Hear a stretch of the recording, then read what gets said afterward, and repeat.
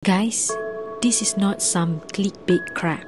My Google account kena hack. And you know what? YouTube channel aku lesap. Semua hard work aku dari masa PKP, semua video yang aku record, edit, upload, it's gone. Kalau korang nak tahu macam mana benda ni boleh jadi, stay till the end. This is my story. Masa lockdown, aku start YouTube just for fun. Aku buat random videos macam tutorials, setup account, unboxing barang gadget. Aku tak expect satu video aku boleh meletup sampai 83,000 views. Aku macam, weh, this is it. Aku boleh buat duit dari YouTube. And guess what? Aku dapat income dalam 1 hingga 2,000 ringgit per month. Untuk aku, ni big achievement. Sebab bukan senang nak grow channel dari zero ke monetize.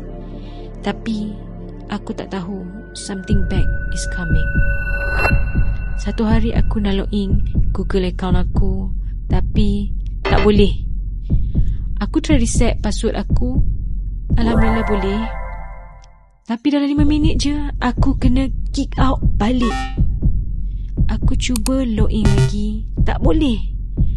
Tukar password, tak boleh. Aku dah mula panik. Aku cuba macam-macam cara untuk retrieve balik akaun tu, tapi semua tak jalan. Aku penat. Aku give up. Aku fikir maybe ni technical issue. So aku tidur dulu, hoping benda ni akan okay esoknya. And guess what?